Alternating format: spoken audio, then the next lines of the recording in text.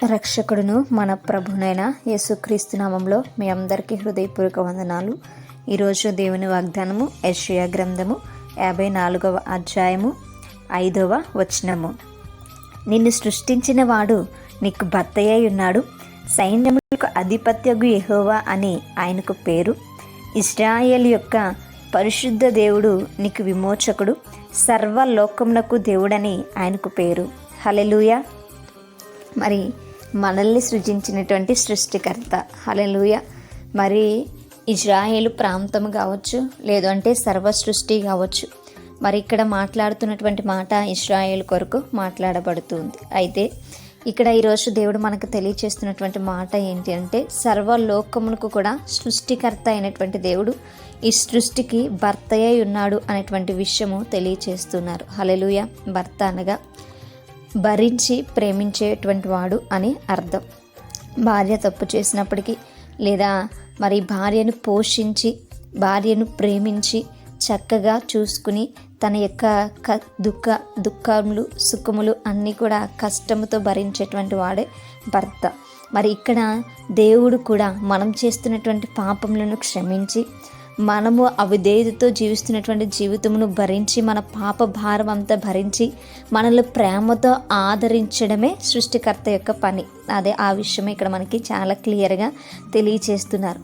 మరి ఆయన ఆ సృష్టికర్త మరెవరో కాదు, సైన్యములకు అధిపత్యగు యెహోవా అని చెప్పి మనకి ఇక్కడ తెలియచేస్తున్నారు. మరి ఈ ధన్యత మనకు మాత్రమే కలిగింది. మనకు ఆయన ముందుగానే తెలియచేస్తున్నారు సృష్టికర్త ఎవరు అనేటువంటి విషయం. గనుక మనల్ని భరిస్తున్నటువంటి, లేదా మన పాప భారాన్ని భరించినటువంటి దేవుని మన భర్తగా మనం ఇక్కడ అంగీకరించవలసినటువంటి వారమేను. భర్త అనగా ఫిజికల్గా చాలామంది అనుకుంటూ ఉంటారు, కానీ అది కాదు. కానీ ఇక్కడ ఆత్మీయంగా మనతో దేవుడు అక్కడ మాట్లాడుతున్నారు. అంటే మనల్ని ప్రేమించడంలో, మనల్ని విమోచించడంలో, మనల్ని భద్రపరచడంలో, మనల్ని సరిచేయడంలో ఆయన ఎంత గొప్ప పాత్ర ఇక్కడ వహిస్తున్నారు అన్నది మనకి కనిపిస్తుంది. భార్యాభర్తల బంధం అనేది చాలా అమూల్యమైనటువంటిది. అది విడదీయకూడదు. అది ఆది అందే దేవుడు నిర్మించున్నాడని సెలవిచ్చారు కదా.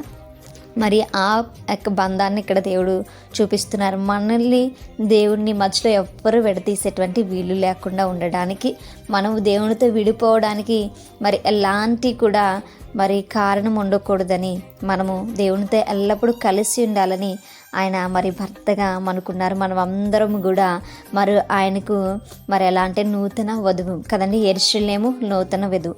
ఆయన భర్తగా రాబోతున్నట్టు సంఘం అంతా కూడా వధువుగా సిద్ధపరచబడి ఉండాలి. ఈ విషయం మనం జ్ఞాపకం చేసుకుంటూ ఎల్లప్పుడూ దేవుణ్ణి స్తుతించి ఘనపరచాలి. ఆయన పరిశుద్ధుడు అయినటువంటి దేవుడు.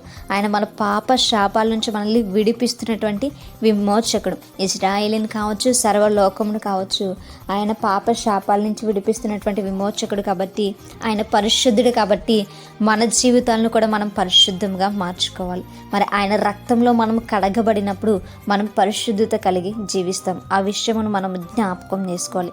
సర్వలోకానికి కూడా ఆయనే దేవుడు అనేటువంటి విషయం ఈరోజు మరొక్కసారి మనకు ఆయన నేర్పిస్తున్నాడు. ఇంకా మనలో ఎవరిలో అనుమానం ఉన్నదేనేమో, నిజమేనా ఈ దేవుడు అనేటువంటి ఇంకా ఏదైనా అనుమానం ఉంటే దేవుడు ఈరోజు సెలవిస్తున్నాడు, సర్వలోకమును కూడా ఆయనే దేవుడు అని. హల్లెలూయా. మరి మన దేవుని యందు మనం నమ్మకం ఉంచుదాం. సర్వలోకానికి ఆయనే దేవుడు గనుక, ఆయన మనం తెలుసుకున్నాము గనుక మనం నూతన వధులుగా సిద్ధపరచబడుతూ మరి ఆయన రాకడను ఎదుర్కొందాం.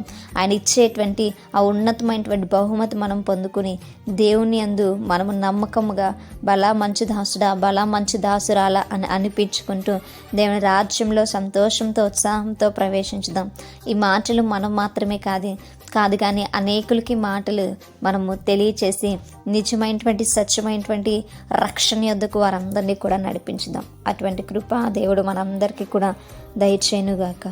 మేము ప్రార్థించుకుందాం. పరిశుద్ధుడా, మహాగణుడా, గొప్పవాడా యేసయ్యా, మీకు వందనాలు ప్రభువా.